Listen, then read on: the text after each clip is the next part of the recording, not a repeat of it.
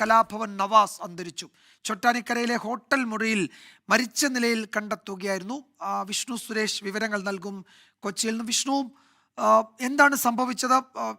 സിനിമയിൽ വളരെ സജീവമാണ്. എന്തെങ്കിലും ആരോഗ്യ പ്രശ്നങ്ങളൊന്നും ഉള്ളതായി നമ്മൾ കേട്ടിരുന്നില്ല. അപ്രതീക്ഷിതമായി ഒരു വിയോഗ വാർത്ത വരികയാണ്. വിവരങ്ങൾ എന്തൊക്കെയാണ് വിഷ്ണു ഘട്ടത്തിൽ ലഭ്യമായിരിക്കുന്നത്?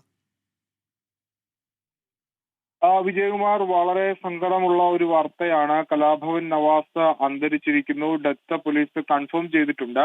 അദ്ദേഹം പ്രകമ്പനം എന്ന സിനിമയുടെ ഷൂട്ടിങ്ങിന് വേണ്ടിയാണ് ചോറ്റാനിക്കരയിൽ എത്തിയത്. ചോറ്റാനിക്കര വൃന്ദാവൻ ഹോട്ടലിലായിരുന്നു താമസം. അരമണിക്കൂർ മുമ്പാണ് മുറിയിൽ അദ്ദേഹത്തെ കുഴഞ്ഞു വീണ് നിലയിൽ കണ്ടെത്തിയത്. ടാറ്റ ആശുപത്രിയിലേക്ക് എത്തിച്ചെങ്കിലും മരണം സ്ഥിരീകരിക്കുകയായിരുന്നു. അല്പസമയം മുമ്പ് അത് പോലീസും ഔദ്യോഗികമായി അറിയിച്ചിട്ടുണ്ട്. മൃതദേഹം നിലവിൽ ടാറ്റ ആശുപത്രിയിൽ സൂക്ഷിച്ചിരിക്കുകയാണ്.